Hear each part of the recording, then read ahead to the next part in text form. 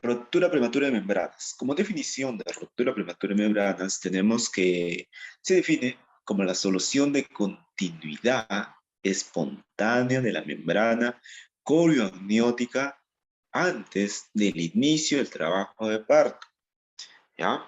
Esto ocurre antes de iniciar el trabajo de parto. Ruptura prematura de membranas. Entonces, debe distinguirse los siguientes conceptos. Debemos distinguir una ruptura prematura de membranas a término, una ruptura prematura de membranas pretérmino y una ruptura prematura de membranas precoz. Cuando hablamos a término, esto ocurre desde la semana 37 de gestación. Semana 37. La ruptura prematura de membranas pretérmino es antes de la semana 37. Y en caso de la ruptura prematura de membranas precoz, ocurre durante el TP, el trabajo de parto. El trabajo de parto. Entonces, es bueno conocer el amnios y el corio. El amnios es avascular, ¿ya? Es un sistema sin nervios, eh, es de origen embrionario ectodermo, a diferencia del corium, que es mesodermo somático, extraembrionario, y del trofoblasto. El amnios tiene un grosor de 0,02 a 0,5 milímetros, ¿ya? Milímetros. En cambio, el corium mide 0,04 a 0,4 milímetros de espesor. El amnios va a estar formado por una capa de células cúbicas, va a presentar haces de colágeno tipo 1, tipo 3, fibras reticulares y fibroblastos. El corium, a diferencia del amnios, que es avascular, el corium sí contiene vasos sanguíneos, ¿ya? El corium sí va a contener sus vasos sanguíneos. Y acá presentamos las capas. El amnios, como bien puede ver, ¿no? El epitelio, la membrana basal, la capa compacta, luego la capa de fibroblasto, continuamos hacia de arriba hacia abajo, la capa esponjosa, y luego ya viene el corium, ¿no? Su capa celular, su capa reticular, la pseudomembrana basal y las células, los trofoblastos que se encuentran en el corium. Amnios, corium. Vascular, avascular, cual, y el origen embrionario, ¿no? Uno es el ectodermo y el otro del mesodermo. En la rotura prematura de membranas, ¿no? Que puede ser a término, pretérmino, precoz, la incidencia fluctúa entre el 2,7 y el 17%. En promedio sería el 10% de incidencia en los embarazos. Persona embarazada, 10 personas presentarán ruptura prematura de membranas de 100 embarazos. También la incidencia corresponde el 20% de los casos de las gestaciones pretérmino. Pretérmino, es decir, menor a las 37 semanas de gestación. Entonces, la ruptura prematura de membranas, tenemos que tener en cuenta el periodo de latencia, ¿ya? Va a ser mayor al pretérmino cuando sea más de 48 horas, en el 50%, si es pretérmino. Y es menor el periodo de latencia a término cuando es menos de 24 horas, en el 90%, ¿ya? Es pretérmino y el otro es a término. Pretérmino, menor a 37 semanas, a término, mayor de las 37 semanas. Uno es 24 horas a término y pretérmino unas 48 horas. A la etiopatogenia, generalmente la etiopatogenia es desconocida, pero hay teorías. La teoría de la alteración de las propiedades físicas de las membranas y también el rol de la infección en la ruptura prematura de membrana. Uno es de propiedades físicas, se altera, y el otro es de la infección.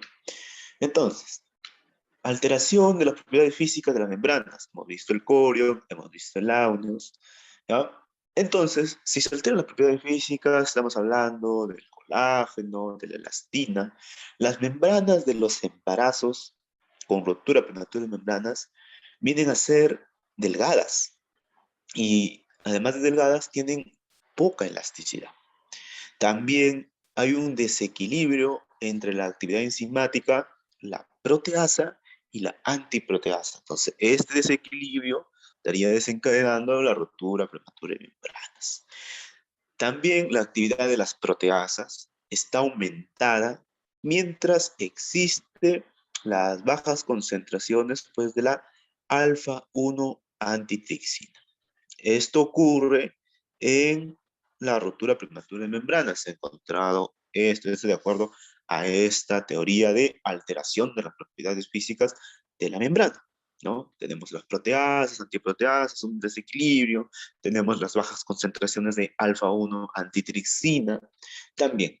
Pero tenemos el otro caso, en el caso de la otra teoría, que es el rol de la infección en la ruptura prematura de membranas.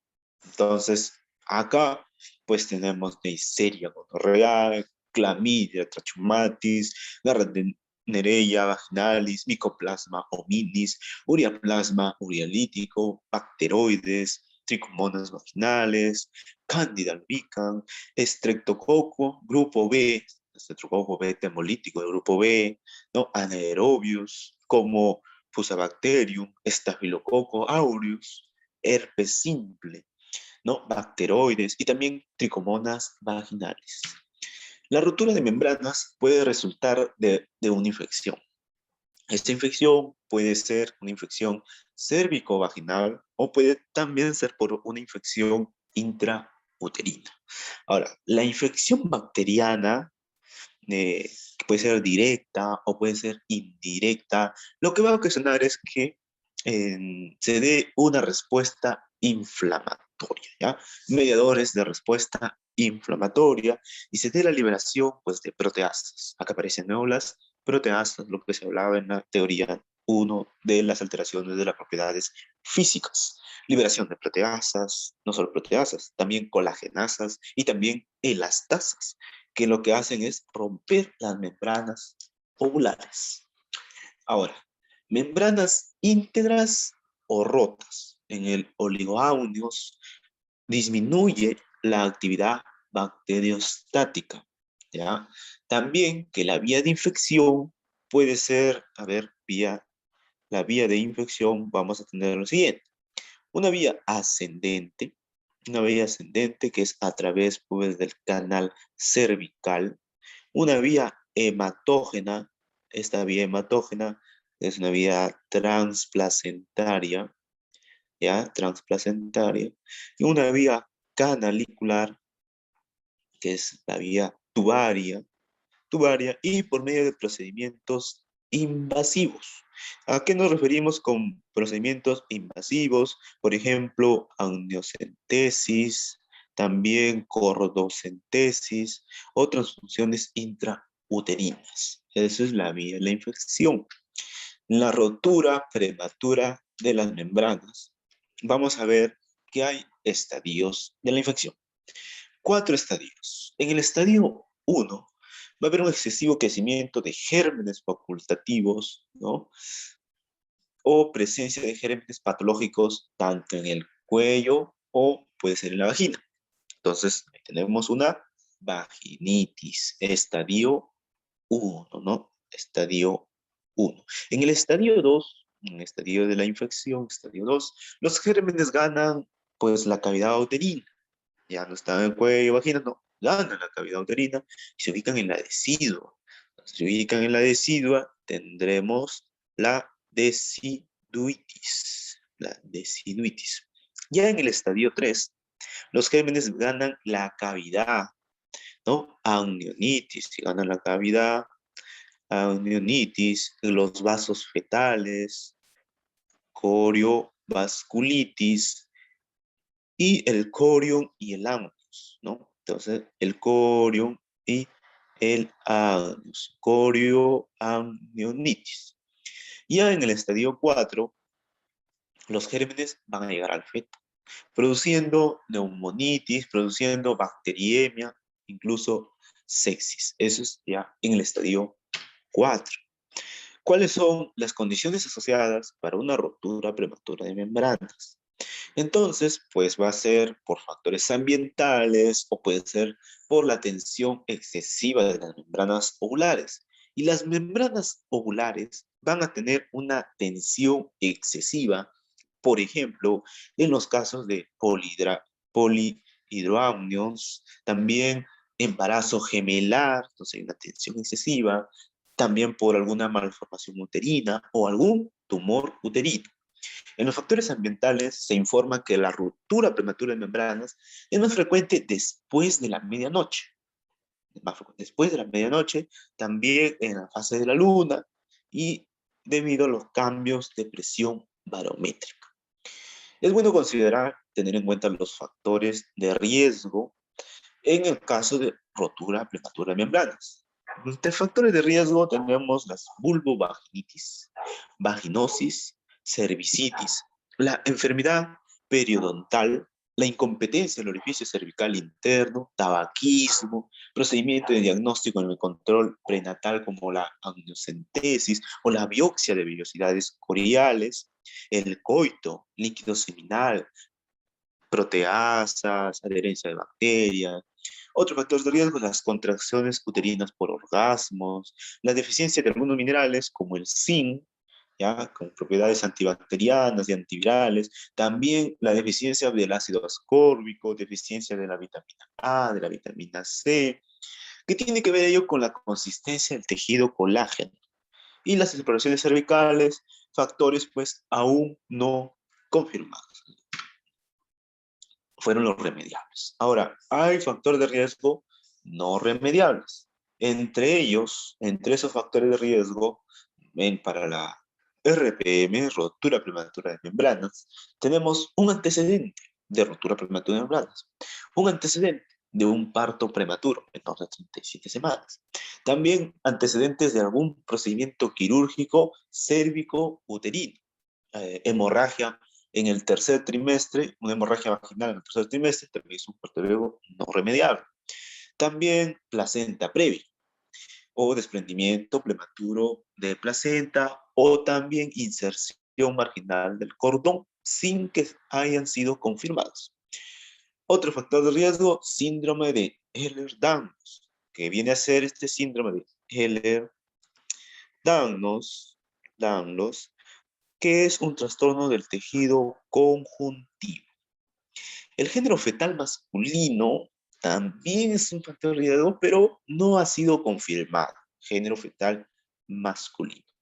Además de los factores ya mencionados, también se va a encontrar multiparidad, presentaciones y situaciones anómalas del feto, alguna malformación fetal o la edad que esté avanzada, que sea de edad avanzada.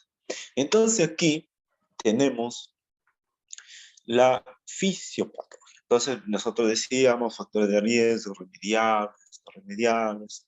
Entonces ahí tenemos, por decir, el tabaco, ¿no? Produciendo su quimiotaxis de leucocitos, lo cual da la liberación de colagenasas, liberación de radicales libres, ahí está la peroxidación, los lípidos, daño en el ADN, llegando a la ruptura prematura de membranas. También, ¿no? Por una infección, también por una isquemia placentaria o una distensión de las membranas, lo cual va a originar por el factor de necrosis tumoral, liberación de prostaglandinas, la interleucina, que tiene que ver con el factor genético, ¿no? Produciendo, pues ello, la degradación del colágeno, degradación de las membranas fetales. Esto, a su vez, va a desencadenar una ruptura prematura de membranas. También está el tabaco, ¿no? El tabaco, también está la relaxina y también puede generarse por otra vía que viene a ser la vía de la liberación del citocromo semitocondrial, formando a su vez, activando a su vez las caspasas, la apoptosis y llegando a ruptura prematura de membranas. PTH también, prolactina también, ¿no? Que van a producir, en el caso de la prolactina, un aumento del sodio, cloro. En el caso de la PTH, aumenta el calcio, prostaglandinas, desencadenando pues la ruptura prematura de membranas. Pero se puede hacer medidas de prevención y las medidas más importantes va a destacar la vitamina C. La vitamina C, su dosis es de 500 miligramos al día y puede prevenir la ruptura precoz de membranas. También que la paciente pues tenga un control prenatal adecuado, diagnosticar y tratar con antibióticos la bacteriuria asintomática. Identifica la bacteriuria asintomática, desconectar y tratarlo con antibióticos. Diagnosticar y tratar la infección urinaria sintomática también. Tratar la vaginosis bacteriana, si caso hubiera, y erradicar el hábito de fumar durante la gestación. ¿Cómo se hace el manejo de la ruptura prematura de membranas? Primero, confirmar el diagnóstico.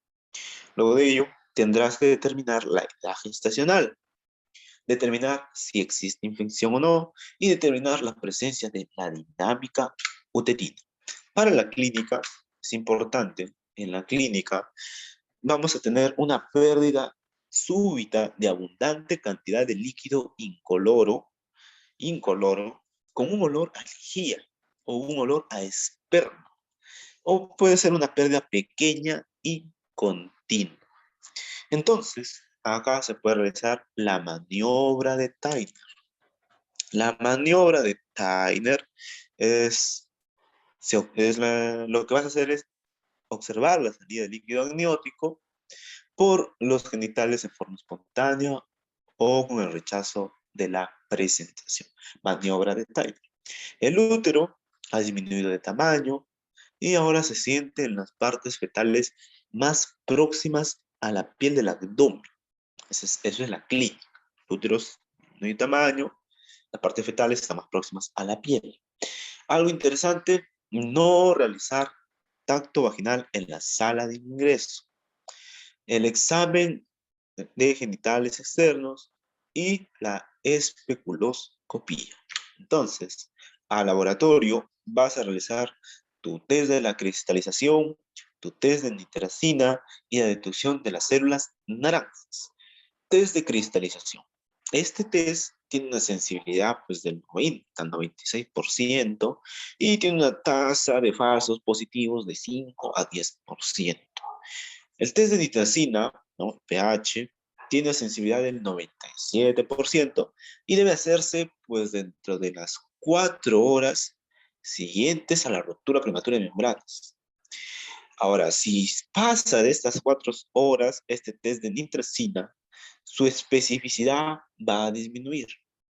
Y el test tiene un porcentaje de falsos positivos, un 20%. Detección de las células naranjas. Su sensibilidad es 20% a las 32 semanas, pero esa sensibilidad aumenta hasta un 90% en embarazos de término, es decir, mayor de las 37 semanas. Entonces, hacemos la prueba de cristalografía positiva, la prueba de nitracina, que es una prueba para el diagnóstico de ruptura prematura de membranas. Si la prueba es negativa, las membranas intacto y el resultado de la prueba va a ser pues un color amarillo, ¿no? Un pH de 5. Pero si la prueba es positiva, lo que estamos hablando, la prueba de nitracina, entonces hay rotura de membranas y el pH no es de 5, color amarillo, sino en este caso de 7.5, un azul marino sería el color. Pruebas bioquímicas, entonces tenemos la Insulin-like growth factor binding protein 1, en la cual esta proteína, esta prueba bioquímica, esta proteína que es sintetizada en el hígado fetal, y no solo en el hígado fetal, sino también sintetizada en la decidua, está presente en el líquido amniótico a grandes concentraciones, y su concentración mínima es en la sangre materna. Tiene una sensibilidad de 74 al 100% y su especificidad del 77 al 98%. Es una prueba bioquímica. Otra Prueba bioquímica, placental alfa microglobulin 1, PAM1. Esta proteína que es sintetizada no en el hígado fetal, sino en la decidua. En la decidua. La concentración en el líquido amniótico es de 100 a 1000 veces superior a la que se presenta en la sangre materna. 100 a 1000 veces superior. Y está ausente en las muestras biológicas como el semen y la orina. En semen y orina no vas a encontrar a la placental alfa microglobulin 1.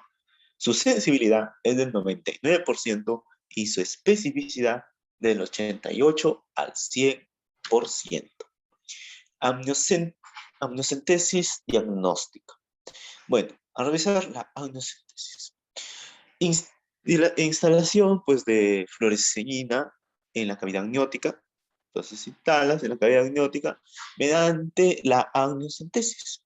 Y la detección de fluoresceína en la vagina a los 30 o 60 minutos, mira, mediante estos 30 o 60 minutos nada más, te va a confirmar la ruptura prematura de membranas. Entonces, si es que tú detectas que la fluoresceína pues, ha llegado, tú no llegas a la cavidad amniótica, pero llega hasta la vagina, ¿no? Entonces tú confirmas tu ruptura prematura de membrana. Pero también tenemos las técnicas de imagen. En la técnica de imagen, el ultrasonido obstétrico. En el ultrasonido obstétrico, entonces, tú vas a tener en cuenta el oligoamnios, ¿ya? El volumen. Vamos a tener presente una restricción del crecimiento intrauterino, malformaciones del tracto urinario, por ejemplo, una agenesia renal, o la válvula ureteral posterior en fetos masculinos. ¿Ya? Todo ahí. Entonces, normal, vamos a tener unos 8 centímetros normal. Si está reducido, va a estar menor a 8, es decir, 7.9 el volumen, ¿no? 7.9 centímetros hasta 5. Y por debajo de 5 ya viene a ser bajo, bajo. Para el diagnóstico diferencial, bueno, tener cuidado con la leucorrea, con la incontinencia de orina, con el tapón mucoso. Esta ruptura prematura de membranas, vamos a tener en cuenta las siguientes condiciones. La edad gestacional, que te dije que se tenía que determinar, el inicio, el aspecto y en cada uno de estos diagnósticos diferenciales. En cualquier momento de la edad gestacional, leucorrea, ¿ya? Que es de inicio progresivo, que es de un aspecto amarillento, gris, purulento. También va a haber ardor, prurito o mal olor vaginal. Eso en cualquier momento. Ahora, en la segunda mitad del embarazo, en la tercera mitad del embarazo, en la primera mitad del embarazo. Pero antes de ello, vamos a las 37 semanas. Cuando hablamos de término, va la rotura prematura de membranas, un 80% se presenta a término. 80%. ¿Ya? Y un 20% se presenta pretérmino. Entonces, vamos a ver, incontinencia de orina se presenta en la segunda mitad del embarazo. Tapón mucoso en el tercer trimestre. ¿Ya? En el tercer trimestre. Entonces, vamos a ver, y recuerda que a término, el 80% de la ruptura prematura de membrana, a término. Por ello, diagnóstico diferencial. Y la incontinencia urinaria con la ruptura prematura de membranas también es de inicio brusco. También de inicio brusco. Pero en la ruptura prematura de membranas, ya va a ser un transparente u opalescente. Y la incontinencia de orina, transparente también o citrino. ¿Ya? O citrino, se parece. Pero la rotura prematura de membranas puede contener meconio o sangre. Recuerden, puede contener meconio o sangre. Y la incontinencia de orina, bueno, la incontinencia de orina está relacionada con el esfuerzo físico, con la tos y también con la infección urinaria. ¿Ya? Ahí tenemos ruptura prematura de membranas, incontinencia de orina. Ahora, el tapón mucoso. 80% de los casos de ruptura prematura de membranas a término. Tapón mucoso, tercer trimestre. ¿Cómo es el inicio? desde aquí. El inicio del tapón mucoso es progresivo. La ruptura prematura de membranas, no, la ruptura prematura de membranas es brusco, brusco. Bueno, ya tenemos. Pero vamos al aspecto. El aspecto en el tapón mucoso es mucoso, puede presentar sangre o no. En el caso de la ruptura prematura de membranas, también puede contener sangre, ya es transparente u opalescente. Y en el tapón mucoso está asociado a una actividad uterina prodrómica. De ahí es con ello para el diagnóstico diferencial. Ruptura de quiste vaginal infrecuente. Seguimos con diagnósticos diferenciales. Y bueno, en la ruptura de quiste vaginal infrecuente hay una pérdida brusca de líquido cristalino porojino. Y al realizar el examen, se va a observar, se observa una cavidad pequeña en paredes vaginales, pero es bien raro. Hidrorrea residual. Hidrorrea residual es infrecuente, es infrecuente.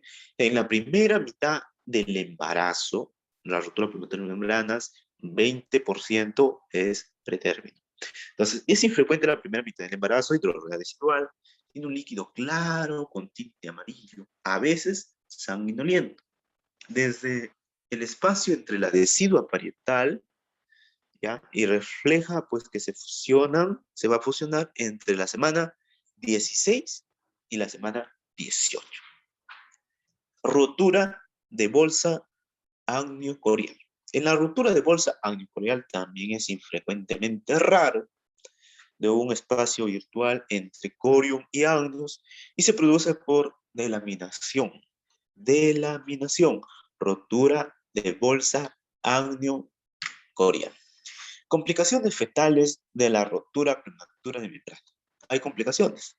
Tenemos el síndrome de dificultad respiratoria, una infección neonatal, asfixia perinatal, hipoplasia pulmonar y deformidades ortopédicas. Son las complicaciones de la ruptura prematura de membranas. Las complicaciones maternas, vamos a tener corioamnionitis, también una infección puerperal, el desprendimiento prematuro de la placenta normoinserta y también pues otras complicaciones. Entonces, corioamnionitis. La corioamnionitis es una infección intraamniótica. Es una infección intraamniótica o invasión microbiana de la cavidad amniótica a la presencia de gérmenes, ¿ya? A la presencia de gérmenes en el líquido amniótico, que normalmente es estéril. Normalmente el líquido amniótico es estéril, entonces no debe haber invasión microbiana. Ahora, corioamnionitis o infección ovular define la presencia de manifestaciones clínicas maternas asociadas a la infección intraamniótica, ¿ya? A la infección intraamniótica. Entonces, los criterios para el diagnóstico fueron establecidos por Gibbs y Cole. ¿Y qué nos dice Gibbs y Cole? Pues que vamos a tener lo siguiente. A ver, fiebre mayor a 38 grados axilar, una taquicardia materna, leucocitosis mayor, ¿ya? Mayor a 15.000 por milímetro cúbico, también taquicardia fetal mayor de 160 latidos por minuto, sensibilidad uterina y el líquido amniótico purulento o de un mal olor. ¿Ya? Esos son los criterios para el diagnóstico. Infección puerperal, seguimos con las complicaciones maternas de la ruptura prematura de membranas. Y la infección puerperal tiene una incidencia del 0 y el 29%. Y la más frecuente, bueno, es la endometritis. Es la más frecuente de las infecciones puerperales. También tenemos el desprendimiento prematuro de placenta, pero normoinserta. Es una complicación. Debido a la ruptura prematura de membranas, entonces se puede dar ese desprendimiento de la ruptura de prematuro de placenta, normoinserto. Hay otras complicaciones, por decir, la complicación del embarazo, ¿ya? En el caso de la presentación pelviana. En general, la incidencia en la población general es de 3 a 4%. Ese es de manera general. Ahora, nosotros vimos, ¿no? Ruptura prematura de membranas de término y pretérmino. Y de término vamos a tener la incidencia de 3.3 a 8.9%. Y pretérmino su incidencia de 16.8%. En el caso de oligoamnios, tiene su incidencia pues, de 36 al 53%. Oligoamnios, otra complicación. Oligoamnios, hay una compresión de cordón, vamos a tener desaceleraciones variables severas, un agar bajo, fascias de Pope, restricción del crecimiento intrauterino, hipoplasia pulmonar. Y pues en las complicaciones del trabajo de parto puede haber prolapso de cordón y puede haber desprendimiento de placenta. En prolapso de cordón, pues vamos a tener la incidencia, ¿no? En la población general, del 0.3 a 0.6%. Si es una rotura prematura de membranas de término, mayor de las 37 semanas, de 0.3 a 1.7%. Si es una rotura prematura de membranas pretérmino, de 2 a 3.2%. Y el desprendimiento de placenta de 0.8% es incidencia en población general, y el 4% tiene una incidencia en ruptura prematura de membranas. Para el manejo, ¿no? Primero, tenemos que identificar si la paciente tiene las membranas rotas. Entonces te hace la pregunta, ¿tiene realmente la paciente sus membranas rotas? Segunda pregunta, una vez que ya identificaste si tiene o no, sí, están rotas, ¿no? Entonces, ¿no? Ya hiciste todo lo que hemos mencionado para ver si está presente, si están rotas o no las membranas. Luego, identifica la edad gestacional. ¿Cuál es la edad gestacional? ¿Cuál es la condición fetal? Y es importante la edad gestacional, pues hemos visto que el 80% se presenta a término, ¿no? Y el 20% pretérmino. ¿Cuál es la condición fetal? ¿Existe trabajo de parto?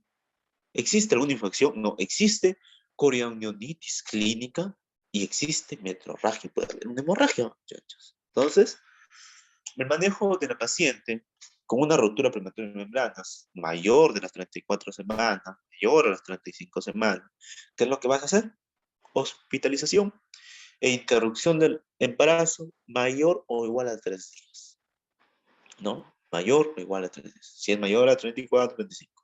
Reposo, ¿ya? Reposo, ¿ya? También el control de las funciones vitales cada 6 horas, monitorización de la unidad fetoplacentaria, realizas exámenes de hematocrito, el recuento de leucocitos, la hemoglobina. Y el momento de interrumpir el embarazo.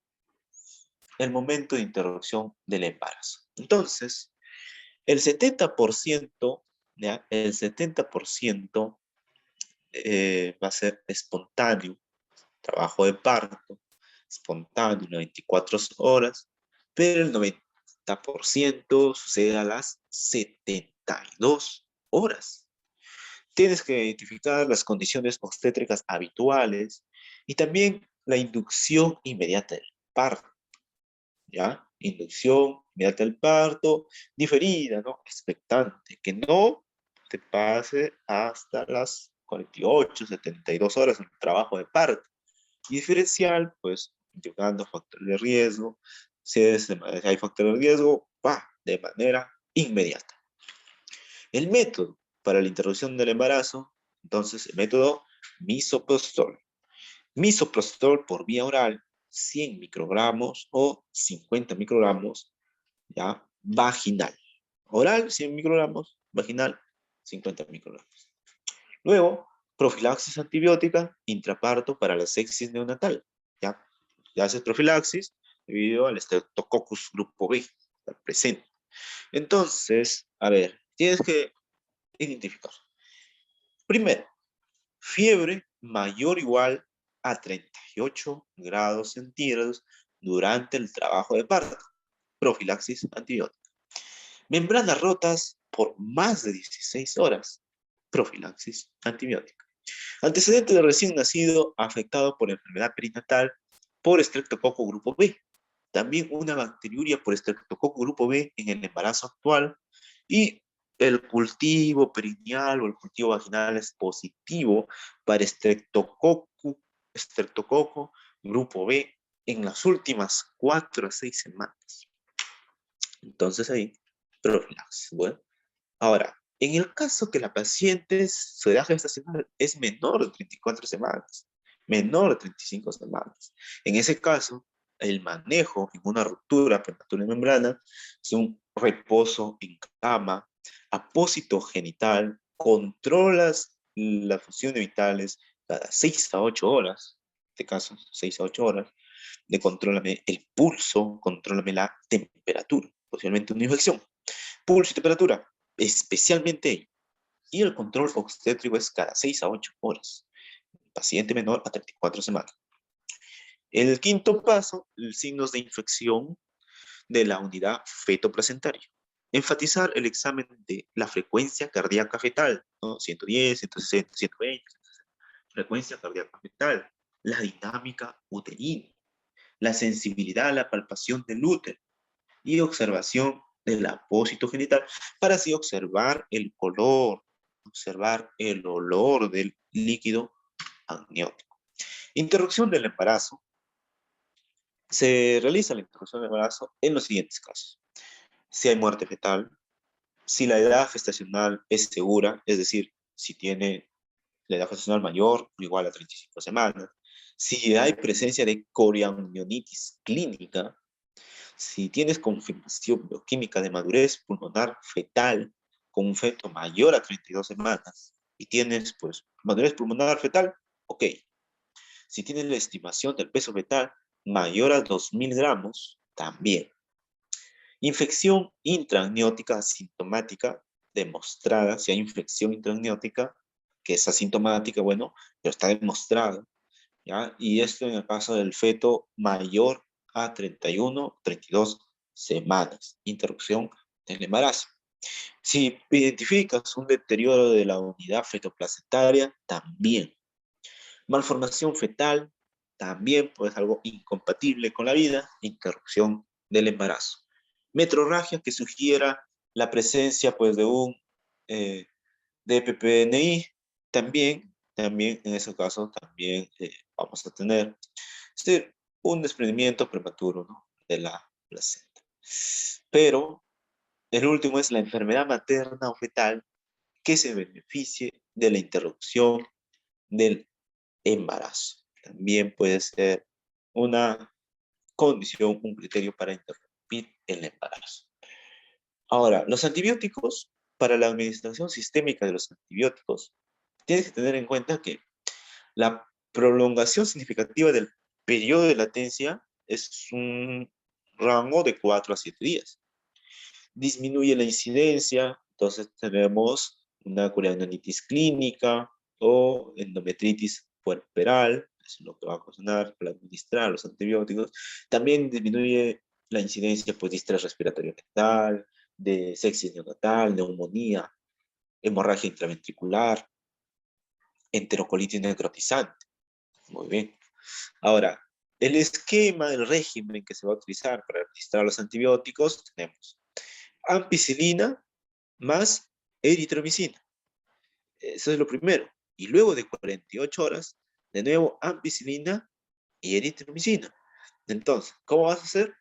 Ampicilina de 1 a 2 gramos endovenoso y cada 6 horas. ¿Ya? Ampicilina de 1 a 2 gramos endovenoso cada 6 horas. Eritromicina de 250 a 500 miligramos, ¿ya?, endovenoso, pero cada 6 horas. Y luego de 48 horas de tratamiento con ampicilina, eritromicina, de nuevo vas a administrar ampicilina, pero ya no endovenoso, sino vía oral. Ampicilina vía oral, ahora 500 miligramos, igual cada 6 horas. Ya no 2 gramos, sino 500 miligramos cada 6 horas. Y administras también luego de 48 horas eritromicina. Administras eritromicina 250 a 500 miligramos cada 8 horas, hasta que así completes los 7 días. Entonces, administras antibióticos, hasta que completes los 7 días. Hay otros esquemas utilizados empíricamente como clindamicina más gentamicina, o clindamicina más cefalosporinas, o penicilina más cloranfenicol y más gentamicina. Son otros esquemas empíricos. Corticoides. El corticoides y de estrés respiratorio, ¿no? En los corticoides, lo administras entre 24 y las 32 o 34 ya semanas. Administras. Aun cuando se presuma que el parto ocurrirá antes de las 24 horas de ser administrado, administrame corticoides. Administras. Similar a aquel usado en pacientes con un trabajo de parto prematuro y membranas intactas. El régimen, el régimen va a ser la betametasona y la dexametasona. La betametasona vamos a utilizar 12 miligramos intramuscular y repetidos a las 24 horas, 12 miligramos nuevamente. Y dexametasona es 6 miligramos, pero igual intramuscular, ¿no? Pero no es cada 24 horas, sino cada 12 horas y por 4 veces. Al final, ambos tienen la misma dosis, ¿ya? Ambos tienen la misma dosis. Ahora, el usar o no tocolíticos. Si tú tienes una ruptura prematura de membranas de pretérmino, es decir, menor a 28 semanas y con trabajo de parto inicial, no administras tocolíticos, no se administran tocolíticos, ¿ya? No administras tocolíticos. En el caso de una amniocentesis y ausencia de infección intraamniótica, o sea, no hay infección intraamniótica, administrarás tocolítico endovenoso. También exposición del feto a una terapia esteroidal concomitante, ¿no? Administras el tocolítico pues endovenoso, ¿ya? En un centro de tercer nivel, menor a las 48 horas. Y en la interrupción del embarazo, lo preferible es que sea un parto vaginal dentro de las 6 a 12 horas siguientes al diagnóstico. O si no, también la interrupción del embarazo se puede dar por una cesárea. La incidencia de infecciones va a ser similar para la laparotomía media y también para la Pfannenstein. También es similar. El abordaje extraperitoneal no tiene ventajas en relación con el abordaje tradicional, así que no hay ventajas del abordaje extraperitoneal con el abordaje tradicional. Es aconsejable que se coloque compresas parauterinas para evitar de esta manera el escurrimiento del líquido amniótico que está infectado hacia las correderas parietocólicas. Entonces, de esa manera tú evitas ese escurrimiento del líquido amniótico infectado. También hay que evitar el uso indiscriminado del electrobisturí. Y por último, irrigar abundantemente el tejido celular con solución fisiológica o mezclas con antibióticos. Y los antibióticos, vamos a tener la penicilina sódica, ampicilina sulbactam y ceftriaxona también.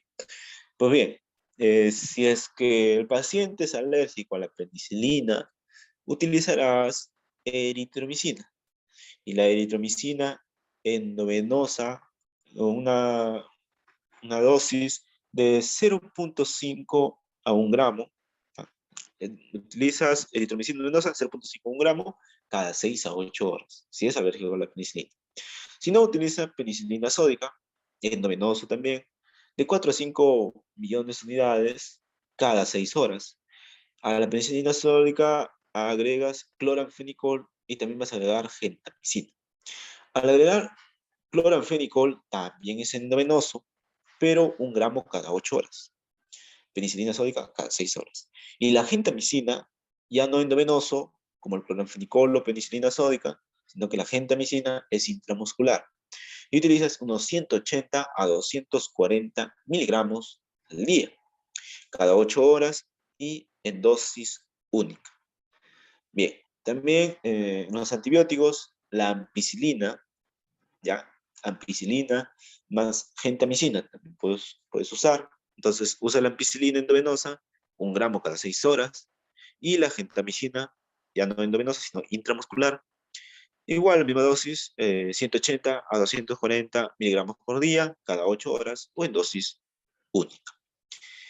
Pero también puedes utilizar ampicilina sulbactam con clindamicina, ¿ya? Entonces, ampicilina sulbactam, 2 gramos cada 8 horas, y la clindamicina, 600 a 900 miligramos cada 8 horas. Y por último, pues puedes utilizar ceftriaxona con clindamicina. La ceftriaxona, endovenosa o intramuscular, y utilizas 1 gramo cada 12 a 24 horas. Y la clindamicina, endovenosa, utilizas la clindamicina y la misma dosis, clindamicina, tus 600, 900 miligramos cada 8 horas. Si es alérgico a la penicilina, pues utilizarás eritromicina, ¿no?